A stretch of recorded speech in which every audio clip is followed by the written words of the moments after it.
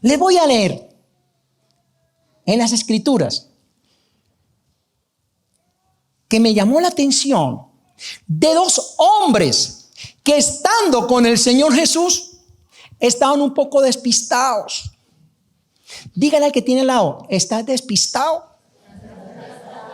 O le dices a la que tiene al lado, ¿estás despistada? Samuel no está despistado.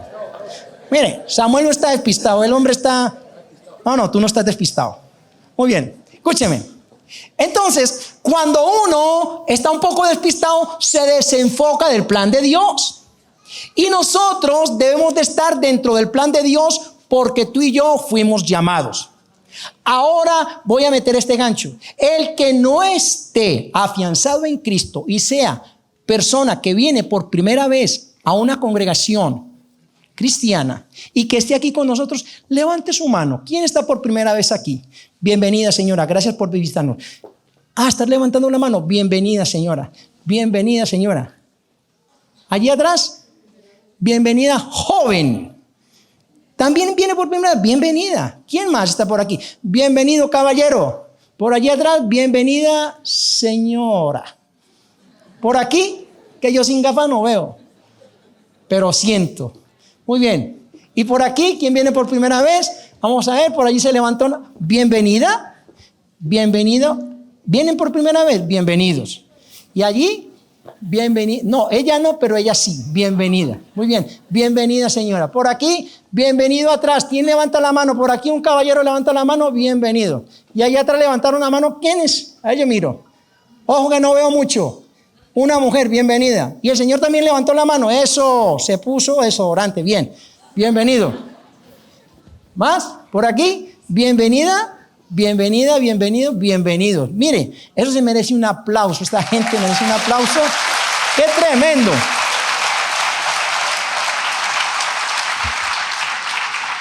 Mire, yo espero que los que vienen por primera vez no sea la primera vez, sino la primera de muchos. Y que nos puedan acompañar.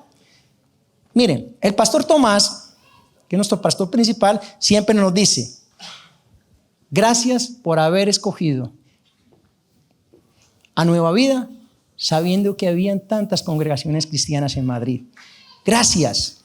Le damos un aplauso nuevamente a ellos por habernos visitado y esperamos de que ellos vuelvan y que se sientan con nosotros aquí en familia. Muy bien. La palabra que el Señor pone hoy en mi corazón le he puesto como título: afianzados por la palabra. Perdón por la redundancia, pero la palabra tiene que ver con la palabra. Entonces, afianzado por la palabra. Este mes de noviembre, bueno es que los que toman nota, tomen nota, y los que no toman nota, entonces aprendan a traer una agenda para que tomen nota. Porque a mí me decían en el instituto y también en la escuela que es mejor una libreta y un lápiz con punta corta que una memoria grande. Entonces, mejor anotar, porque el que anota puede ir allí y leerlo y volver a decirlo. Nosotros en noviembre estamos llevando la temática de más crecimiento de la palabra. Más crecimiento de la palabra aquí en la congregación, porque la palabra profética de este año tiene que ver con más poder, más palabra y más proyección. Y es lo que nosotros pasamos la semana pasada aquí en la congregación, en el congreso que tuvimos. Y el mes de noviembre lo tenemos marcado como más crecimiento de la palabra. La palabra tiene poder para transformar el ser. La palabra tiene poder para avivar el espíritu y la palabra tiene poder para fortalecer los huesos, el cuerpo. La palabra es Cristo Jesús. El Señor Jesucristo es el Verbo. Y el Verbo desde el principio estaba. Y el Verbo habita entre nosotros. ¿Cuándo habita el Verbo? El Verbo habita cuando yo le digo al Verbo, que es Jesucristo, que habita en mi vida. Y cuando yo le digo: Señor Jesucristo, yo quiero que entres a mi vida y que tú, Señor, te quedes en mi corazón para que tú gobiernes y me direcciones. Y eso es lo que vamos a hacer al final con las personas que llegaron por primera vez, para que se vayan preparando en unos 25 minutos y digan, no sientan vergüenza y pasen aquí al frente y poder orar por vosotros y darles un regalo que les tenemos. No solamente la palabra de hoy, sino que les tenemos algo físico. No se los digo para que puedan llevárselo y así estén como un poco inquietos. ¿Qué será? No les digo que por dentro de un billete de 500 porque sería engañarlos. Pero vale, tiene su coste. Tiene su coste. El regalo tiene su coste. Mire, entonces, nosotros estamos en este tiempo funcionando por el poder de la palabra. Y la palabra tiene poder para cambiar. Tiene poder para cambiar.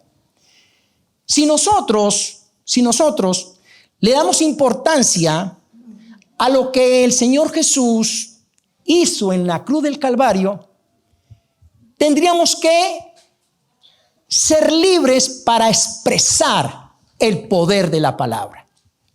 A veces nosotros nos llamamos cristianos o nos decimos llamar cristianos, pero nuestra vida no va consona al poder de la palabra. La palabra debe de ser transformadora, debe transformar mi ser. Cuando nosotros tenemos un carácter fuerte, si lo traemos al Señor, el Señor es capaz de cambiarlo. Si nosotros traemos la depresión a nuestra vida, a la presencia del Señor, el Señor es poderoso para cambiar. Si nosotros traemos nuestras deudas al Señor, Él es poderoso para proveer y quitar todo aquello que viene a traer pobreza y ruina a nuestras vidas. Pero yo debo entender el poder de la palabra y vivir en el poder de la palabra. Cuando nosotros vivimos en el poder de la palabra, le estamos dando al Señor permiso para que ejecute en todas nuestras áreas. Ahora, si yo no le doy permiso, Él es un caballero para no hacer lo que yo no le diga. Como el Señor es un caballero, Él no va a cambiar ninguna área de tu vida. Pero cuando nosotros le decimos, Señor, yo quiero que tú cambies mi vida, Él se lo toma en serio y cambia tu vida y cambia también la mía. Ahora, en Isaías 53, ese no va a ser el versículo clave, sino que en Isaías 53 nos habla el profeta Isaías 700 años antes, 747 años antes de que el Señor Jesucristo fuera sacrificado en la cruz del Calvario. Nos habla de lo que había de venir. Y el Dios le da dirección a Isaías para escribir y le revela cómo sería el padecimiento del Cordero inmolado. Y nosotros como cristianos tenemos que recordar el sacrificio en la cruz del Calvario, pero no solamente quedarnos en la muerte de Jesucristo, sino en la resurrección, porque el triunfo de nosotros como cristianos está en la cruz. ¿Quién le da un fuerte aplauso al Señor? Miren, el triunfo de nosotros como cristianos está en la resurrección. Tú y yo hemos sido comprados por Jesucristo, redimidos por Él. Por lo tanto, tú y yo debemos de honrar la resurrección de Cristo. Y no solamente honrar a Jesucristo por lo que Él ha hecho, sino que debemos de hacer lo que Él nos demanda. Porque nosotros estamos esperando la segunda venida del Señor Jesús. Y mientras viene el Señor Jesús, tú y yo tenemos que hacer. Ahora, les he dicho que no se despisten, porque habían dos hombres, en lo que vamos a leer, que estaban un poco despistados. Lo vamos a leer. Juan capítulo 14, versículos del 1 al 11. Miren lo que dice. Dice así. Ojo que esta palabra es para los que están ¿qué? Palabra para los que están ¿qué? despistados. Mire, no se turbe vuestro corazón. Creéis en Dios, creed también en mí, dice el Señor. En la casa de mi Padre muchas moradas hay. Si así no fuera, yo os lo hubiera dicho. Voy pues a preparar lugar para vosotros. Y si me fuere y os preparare lugar, vendré otra vez y os tomaré a mí mismo, para que donde yo estoy, vosotros también estéis. Y si sabéis a dónde voy y sabéis el camino, le dijo Tomás: Señor, no sabemos a dónde vas. ¿Cómo pues podemos saber el camino? Despistado. Jesús le dijo: yo soy el camino y la verdad y la vida. Nadie viene al Padre sino por mí. Si me conocéis, también a mi Padre conoceréis. Y desde ahora le conocéis y le habéis visto.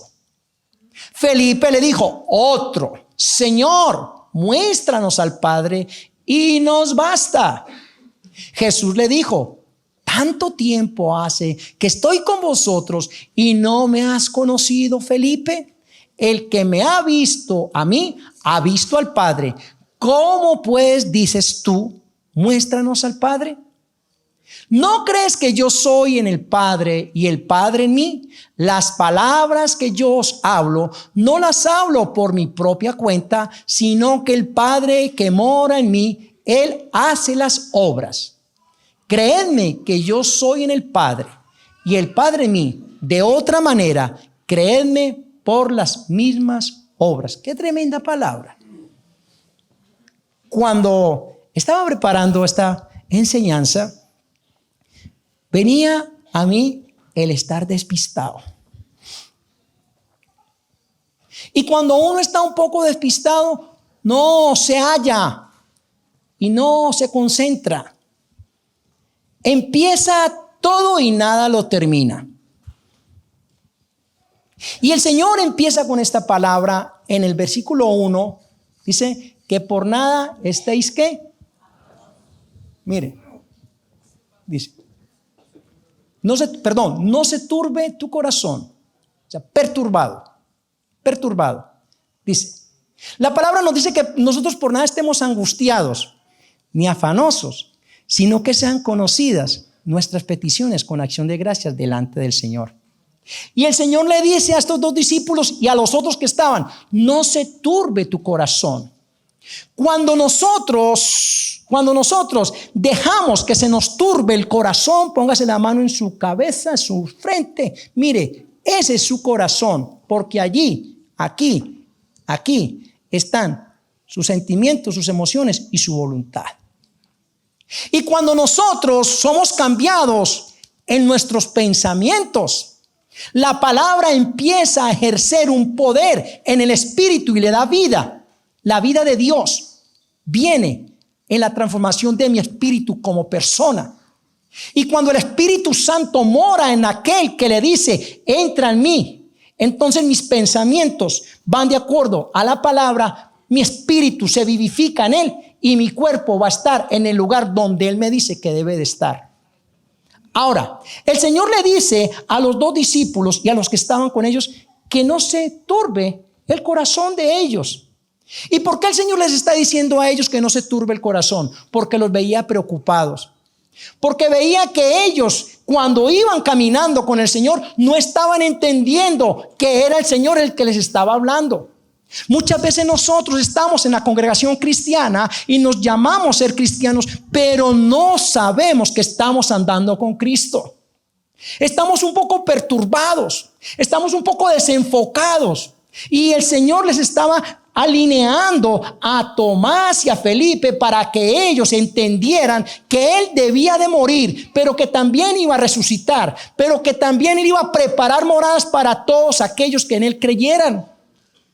Pero que mientras el Señor preparaba moradas para los que en Él creyeran, entonces los discípulos quedaban con los pies puestos en la tierra para ejercer el poder y la autoridad que Cristo les estaba demandando. Ahora, si nosotros como cristianos nos despistamos entonces no terminamos haciendo lo que el Señor nos demanda.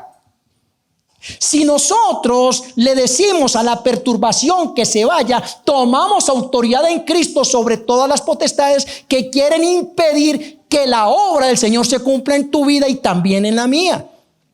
Tú y yo somos agentes de poder y de manifestación. El Señor a nosotros nos dio poder y autoridad sobre todas las potestades. El Señor escogió a sus discípulos y escogió a Tomás y a Felipe y les lanzó la palabra cuando en Lucas capítulo 9 versículo 1 y 2 le dijo, y escogió a sus 12 discípulos, o sea que ellos estaban ahí, y les dio poder y autoridad sobre las potestades para sanar enfermos, para atar demonios, y ellos no habían entendido el poder de la palabra porque estaban cerca del Señor Jesús, pero estaban enceguecidos. Y cuando uno está confundido, se enceguece, y la ceguera espiritual hace de que la mente se turbe, y la turbación hace de que yo dude del poder de la palabra. Ojo, ¿estamos aquí, sí o no? Muy bien. Entonces, estos dos discípulos estaban un poco confundidos, y no solamente ellos, sino los que estaban con ellos. Y el Señor empieza a trabajar en esa área de ellos. El Señor empieza a trabajar en el área de los pensamientos. Área de pensamientos. No debe de haber angustia en aquella persona que el Señor ha llamado. La angustia no tiene que existir en mí. Puede haber una preocupación, sí, pero yo no puedo estar angustiado. Porque la angustia trae desesperación. Porque la angustia no me deja ni sentir a Jesús, ni hablar con Jesús, ni accionar en Jesús. Entonces, la iglesia no puede estar angustiada. Como dije en el primer culto, el Señor Jesús viene a trabajar en el área de cada persona. El Señor Jesús no es egoísta. Él trabaja en el área personal para que la persona cambiada en el área personal aporte en la congregación y formemos su cuerpo fuerte. Cuando nosotros entendemos que el Señor no quiere que tú y yo estemos angustiados, entonces hay un cambio en nuestro pensamiento. Pero si yo no dejo de que el Señor cambie mis pensamientos, voy a estar un poco atrasado y voy a ser una persona de tropiezo para que el evangelio corra y trascienda y que otras personas no sean transformadas por el poder de la palabra que pueda estar en ti, porque Cristo en mí debe hacer maravillas y yo tengo que decretar la palabra y vivir en la palabra. A veces nosotros nos da temor hablar del poder de Cristo, o a veces nosotros nos despistamos porque no estamos enfocados en lo que el Señor desea que nosotros hagamos. Y es por eso que Él quiere en el día de hoy a nosotros como congregación y a las personas que están oyendo a través del internet, que tus pensamientos sean cambiados para que seas libre. El Señor nos dice: y conocerás la verdad y la verdad os hará libres, y la verdad es Cristo. En Jesucristo siempre tenemos nosotros libertad. Y los discípulos que andaban con Jesús en ese tiempo aún padecían de un coartamiento en el pensamiento porque se les quedaba la parte humana, humanista. Y el Señor no quiere que nosotros saquemos la parte de humanismo en mí, sino que dejemos que el Espíritu Santo trabaje en mí para que mis pensamientos sean renovados, como lo dijo el apóstol Pablo. En Romanos capítulo 12, versículo 2, El apóstol Pablo nos dice: no os conforméis a este siglo, sino transformaos por medio de la renovación de vuestro entendimiento, para que comprobéis cuál sea la buena voluntad de Dios, agradable y perfecta. El apóstol Pablo entendió el poder de la palabra en su vida. El apóstol Pablo, antes de ser el apóstol, era un hombre como tú y como yo, que no tenía a Cristo en su corazón, pero vivía de una religión. El apóstol Pablo tenía mucho conocimiento de letra, pero no tenía unción. Él, antes de ser apóstol, fue un hombre que vivió de la religión y se preparó y fue un erudito en la palabra, pero sabía solamente letra. Un día vino el Señor Jesús y se atravesó en su camino y él le tuvo que decir: Señor, Señor. Y fue quebrantado. Y al tercer día recuperó la vista. Y cuando recuperó la vista, él vio la gloria de Dios. Y hoy el Señor quiere contigo y conmigo que nosotros podamos levantarnos de toda ceguera para que podamos expresar el poder de su palabra, como lo hizo el apóstol Pablo. Y por eso él, como mínimo, escribió 13 cartas llenas de unción, llenas de poder. Él, cuando el Señor lo tomó, realmente decidió servirle a Cristo con poder y con autoridad. Y no le importó entregar su vida, porque dijo: si tengo que perder mi vida, la perderé, pero que todo sea por amor al que me salvó, y se llama Jesucristo.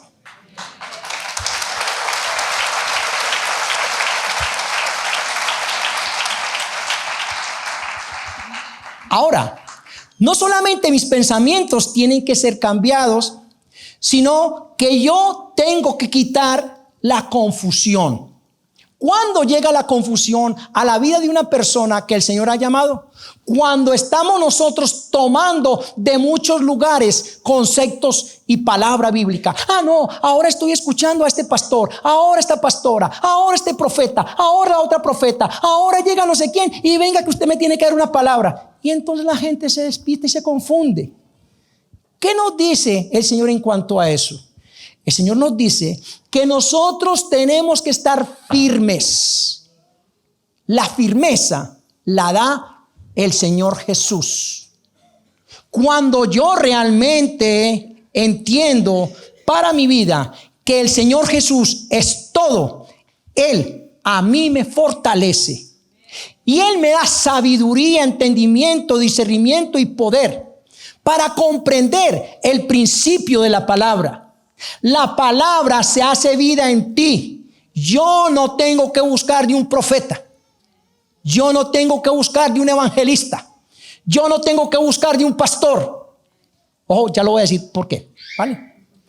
Yo no tengo que buscar de un apóstol. Yo tengo que buscar que Jesucristo me levante con todo su poder para que yo pueda entender la palabra que Él me manda a través de un hombre o una mujer. Eso es lo que yo tengo que buscar. ¿Por qué? Porque hay tantas personas que hablan del Señor y te hacen tomar decisiones que no son buenas porque te confunden. ¿Cuántas personas no han pasado por esta congregación que se han ido porque están confundidos? Yo llevo aquí 21 años aproximadamente y he visto pasar miles de personas, pero muchos se han ido confundidos. ¿Saben por qué? Porque vienen confundidos.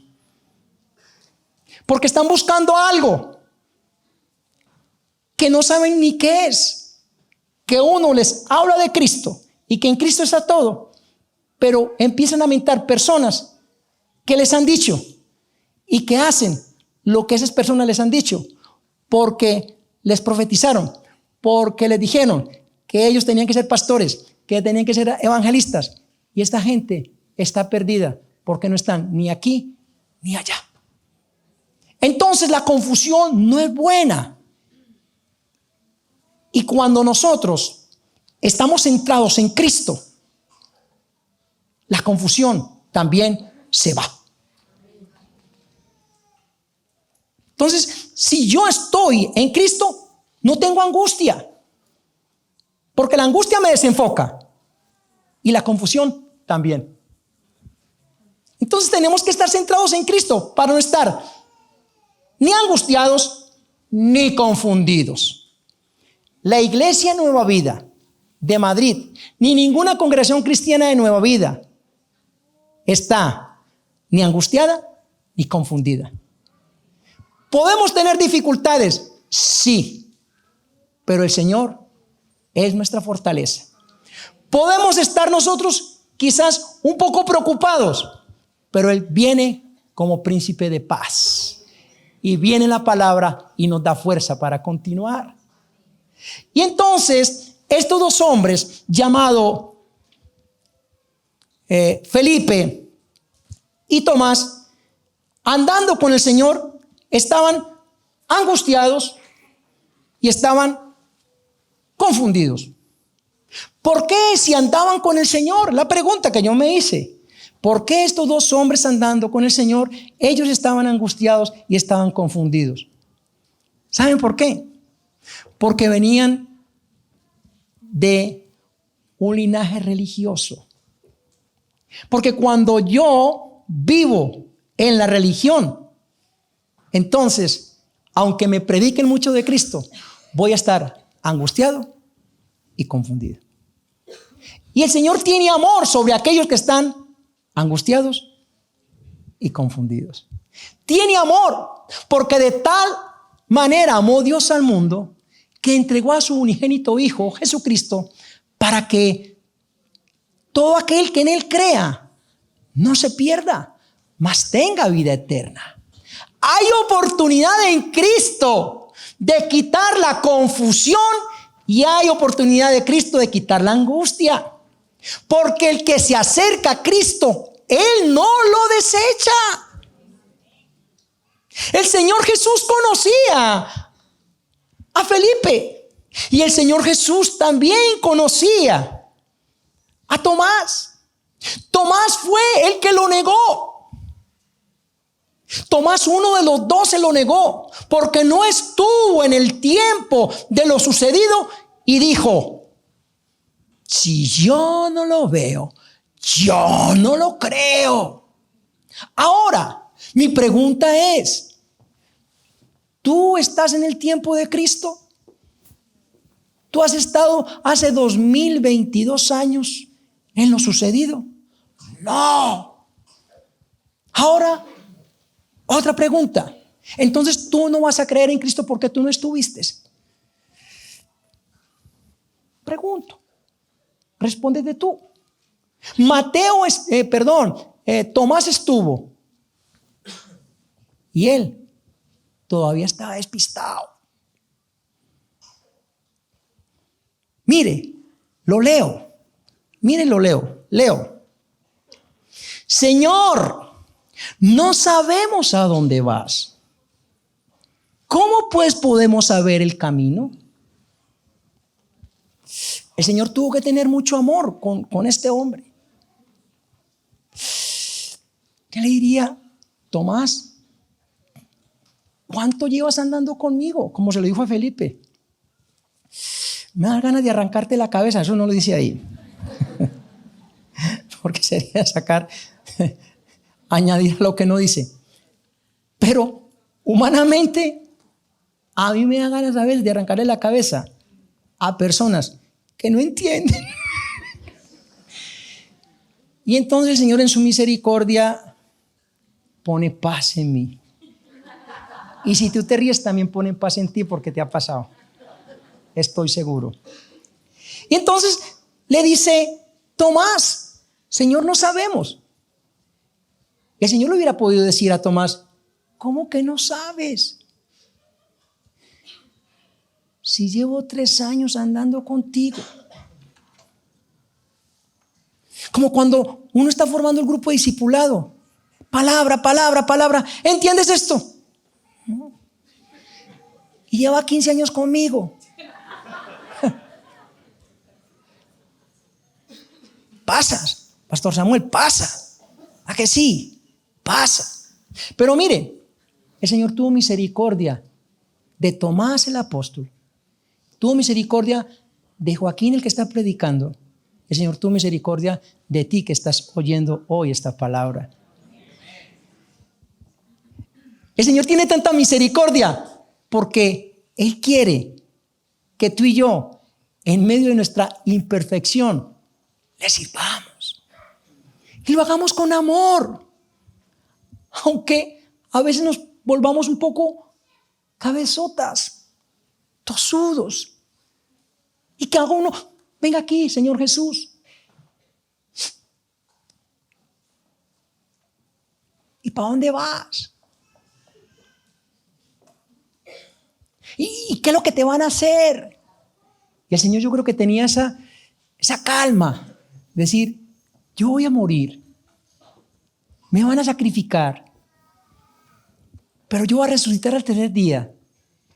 Y me voy a ir a preparar moradas para vosotros y para todo aquel que crea en mí. Yo le daría un fuerte aplauso al Señor ahí. ¿Saben por qué? Porque es una promesa para ti. Para ti es la promesa. Y también para mí. Y también para los que nos están viendo en el internet. El Señor ha ido a preparar moradas para todos los que hemos creído en Él. Y cuando nosotros entendemos que el Señor tiene tanta compasión, entonces yo le debo de servir por amor. Y Felipe le dijo, Señor, muéstranos al Padre y nos basta. Y el Señor vuelve con su amor y le dice, ¿cuánto hace que estás andando conmigo? Y tú me dices que te muestre al Padre.